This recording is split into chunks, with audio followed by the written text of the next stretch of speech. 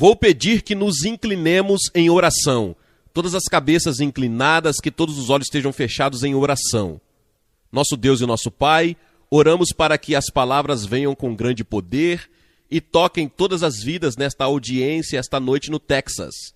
E oramos para que aqueles que precisam que seus fardos sejam aliviados, problemas resolvidos, pecados perdoados, possam encontrar todas as suas necessidades atendidas nesta noite.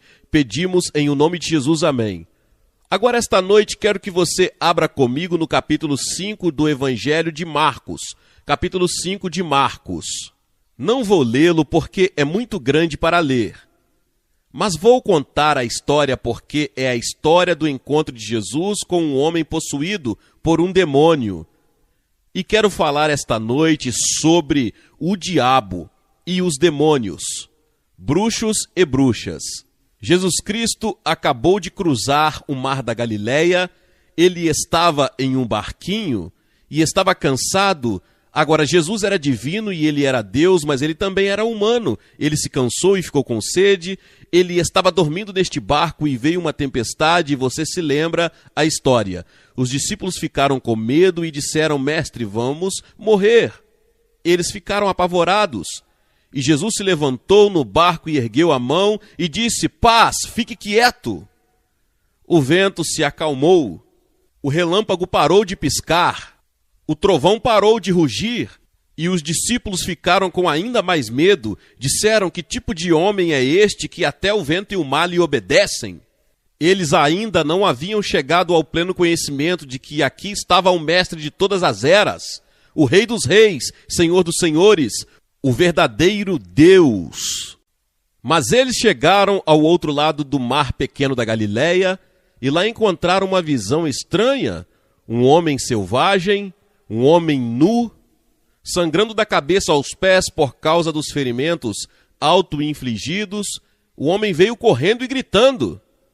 E a Bíblia diz que ele estava possuído por um demônio.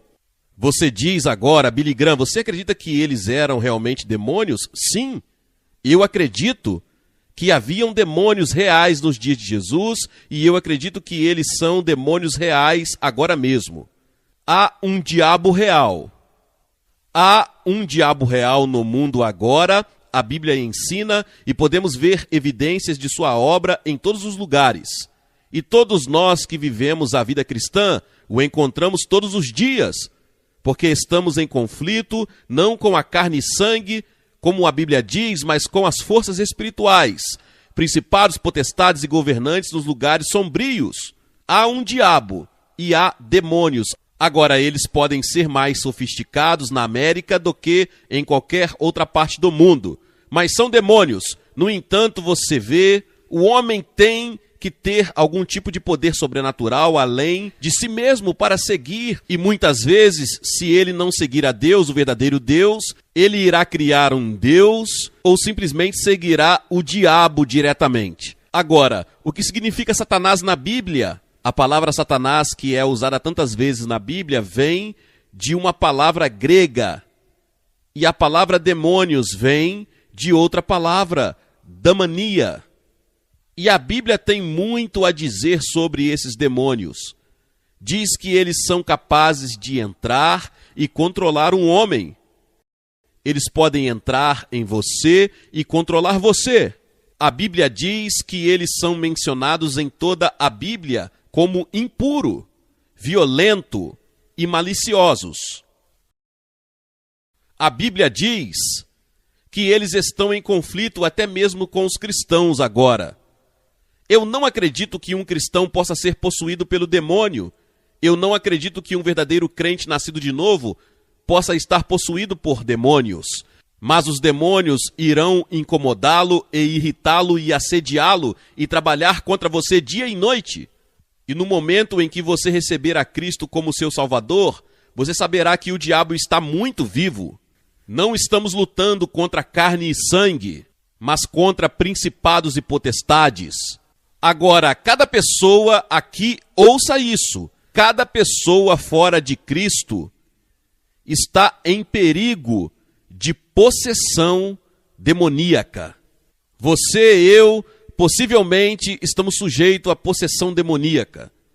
Você sabe que uma das características terríveis do julgamento no fim do mundo irá ser que novos demônios serão conduzidos para fora do abismo e serão personagens poderosos que causarão violência e problemas em todo o mundo.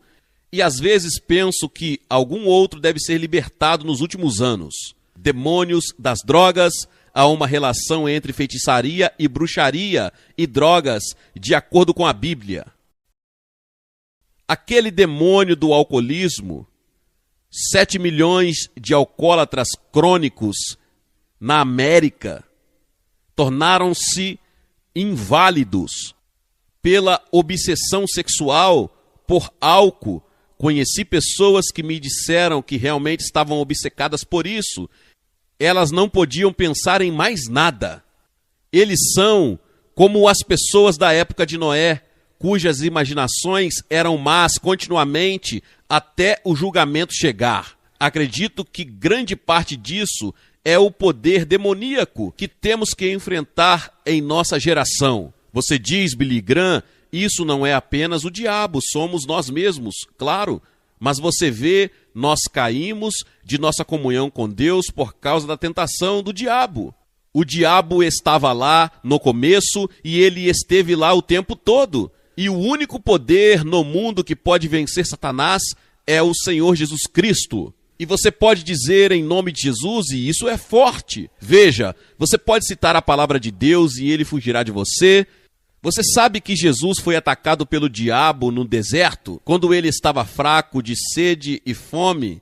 O diabo veio e o atacou, ele 3 vezes. Jesus nunca discutiu com ele nunca debateu com ele.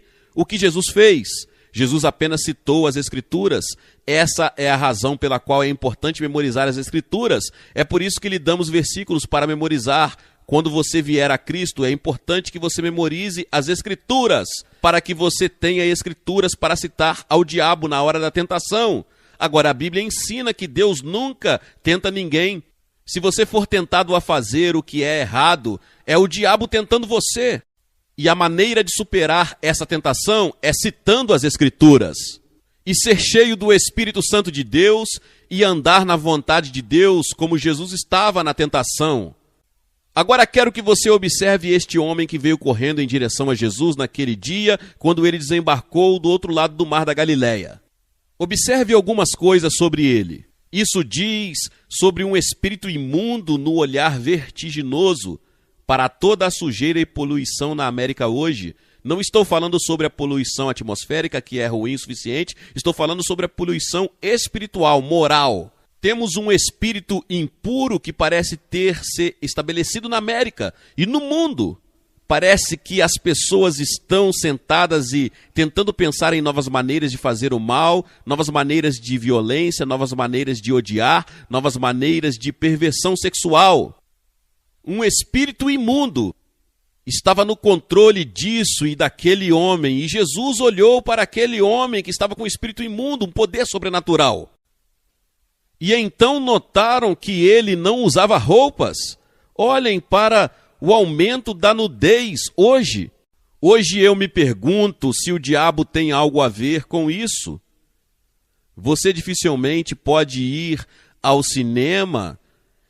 Me disseram hoje que não tem uma cena que não tenha nudez, obsessão pela nudez. Este homem estava sem roupas. E então percebi que ele estava mentalmente perturbado. 1 em cada 4 americanos. No momento, 1 em cada 4 famílias é afetada de alguma forma pela perturbação mental e mais da metade de todos os leitos dos hospitais da América no momento, estão ocupados pelos pacientes com problemas mentais. Corte uma grande parte disso. São demônios.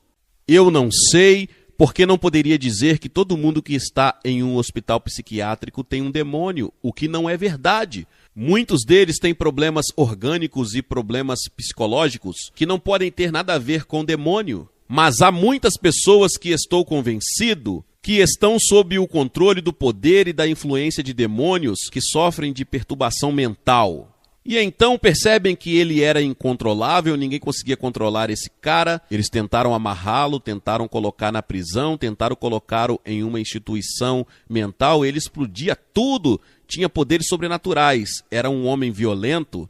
Já houve uma hora em que houve tanta violência que todo mundo quer ter paz e eles erguem um sinal de paz e todos nós acreditamos na paz, mas de alguma forma não conseguimos paz.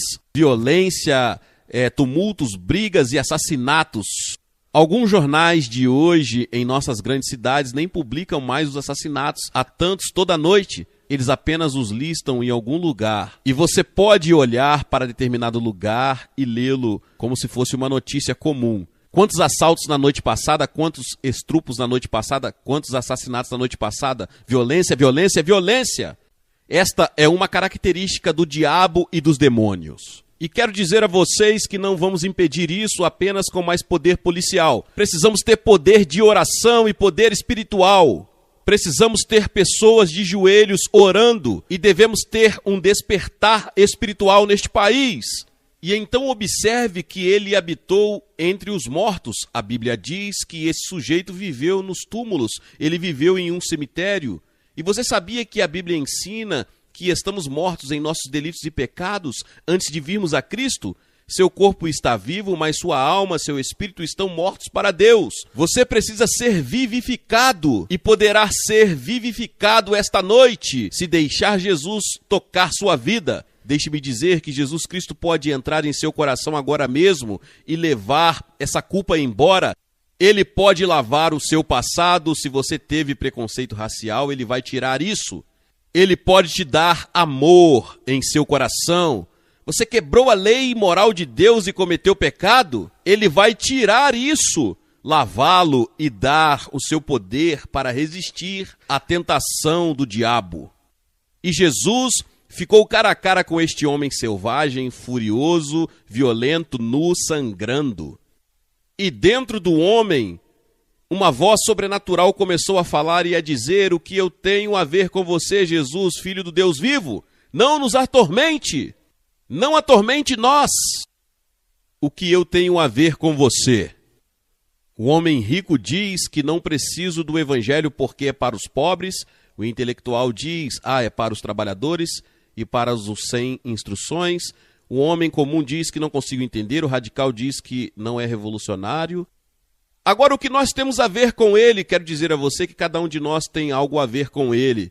Se você não tiver algo a ver com ele nesta vida, você terá algo a ver com ele na vida futura. Porque chegará o dia em que todo joelho dobrará, toda língua confessará que Jesus Cristo é Senhor e Deus. Você não pode se curvar, você e eu aqui, mas chegará o dia em que você valorizará um joelho. Você será forçado a dobrar os joelhos naquele dia em que todos estaremos diante dele, de Jesus. Jesus disse: qual é o seu nome? Ele não estava falando com o homem, ele estava falando com o demônio no homem. E veio a resposta: somos uma legião, somos muitos.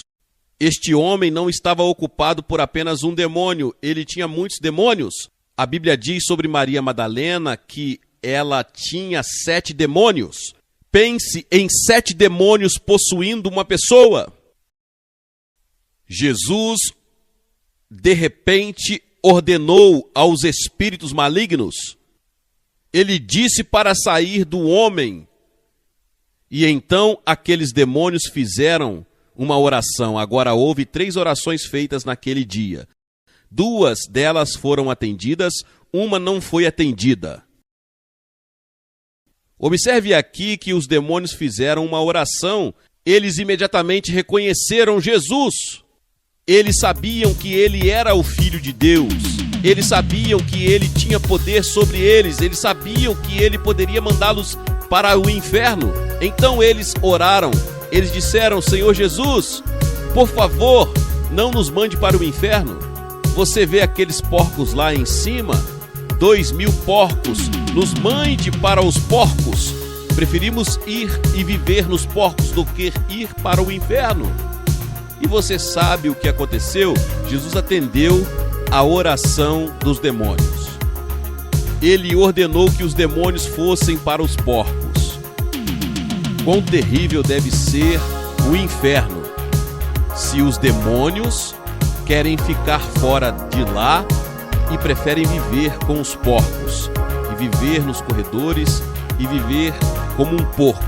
Imediatamente os porcos selvagens ficaram violentos, começaram a correr e correram de um penhasco e se afogaram no mar. E então a segunda oração aconteceu porque todos os empresários da cidade saíram, todos os líderes da pequena cidade saíram para ver o que estava acontecendo, e lá eles viram o homem com quem eles tiveram tantos problemas, este homem violento, nu e sentado, vestido e em sã consciência, sorrindo, absolutamente transformado e mudado. Mas eles não estavam interessados nele, só conseguiam pensar nos porcos. Eles estavam mais interessados em economia do que em transformação espiritual. Então fizeram a oração mais terrível que acho que há na Bíblia. Eles disseram: Jesus, deixe-nos em paz. Vá embora. Deixe nossa cidade. Não queremos você. Você sabe o que aconteceu? Jesus respondeu à oração deles. Ele foi embora e nunca mais voltou. E é possível para você dizer: Senhor, deixe-me em paz. Você vê, o Espírito de Deus está falando com centenas de vocês aqui esta noite. Ele está deixando vocês desconfortáveis. Ele está falando com você agora. E você está prestes a dizer: me deixe em paz, Espírito Santo. Não me perturbe. Não me deixe desconfortável. Não deixe minha consciência me incomodar tão profundamente. E você está prestes a dizer: me deixe em paz. Ele pode responder a sua oração. E ele nunca mais voltou. Quantas vezes na Bíblia você descobre que um homem teve uma chance e ele a perdeu? Ele teve uma hora com Deus e perdeu. Ou uma hora com Deus e ele aproveitou. Olhem para Zaqueu.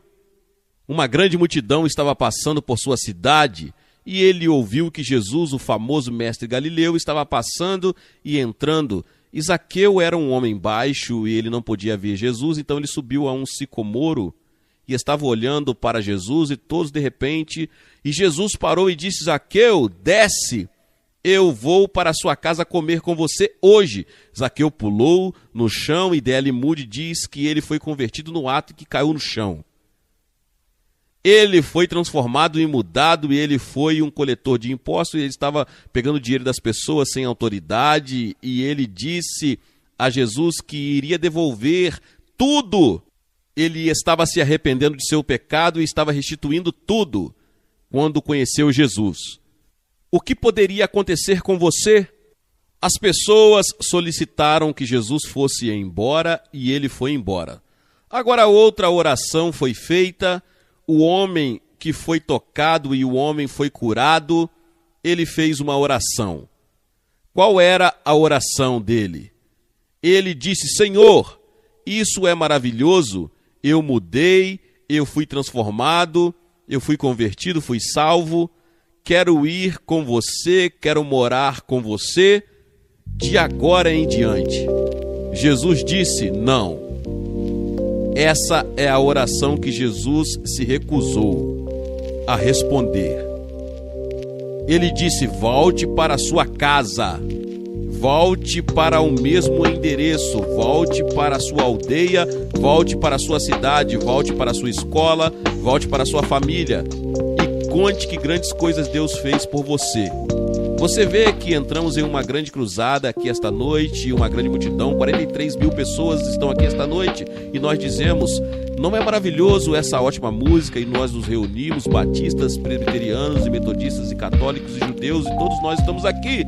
Quão maravilhoso é isso? Não seria maravilhoso se pudéssemos ficar aqui a noite toda por cima? Jesus disse: não. Onde realmente conta é onde você mora, onde você estuda.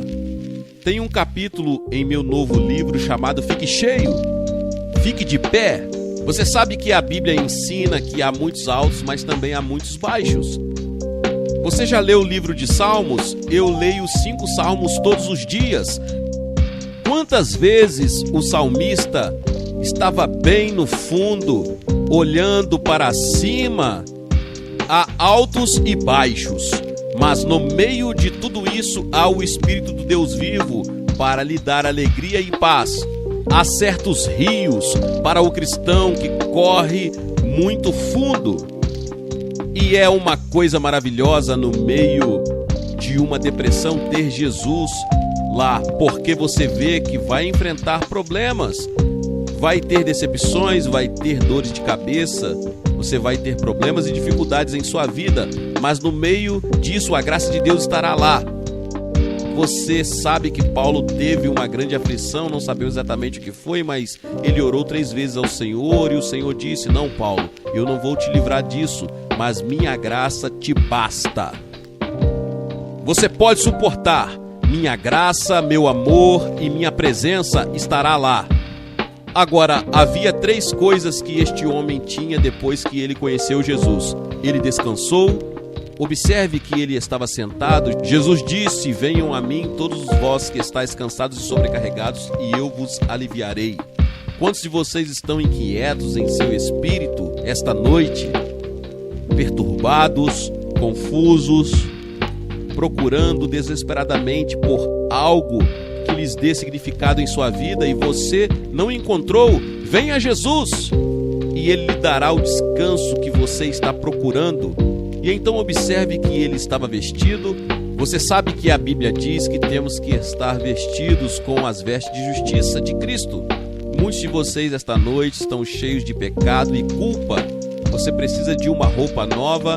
Na verdade, você não será aceito por Deus em seu reino até que você esteja vestido com a justiça de Jesus. E é por isso que Jesus morreu na cruz. Ele morreu para fornecer essa justiça para você e eu. Eu poderia costurar o dia todo e minha esposa poderia costurar o dia todo. Ela é uma costureira maravilhosa e faz muitas de suas próprias roupas. E quando as crianças eram pequenas, ela fazia todas as roupas, mas ela não sabia costurar bem o suficiente para costurar um manto e um terno que me caiba no céu, que foi comprado pelo sangue de Jesus na cruz. E vestido com sua justiça, vou para o céu e vou caminhar pela avenida da redenção. Não por minha causa, não por causa da minha bondade e minha justiça, mas por causa da justiça de Jesus Cristo. E então a Bíblia diz que este homem estava em seu juízo perfeito.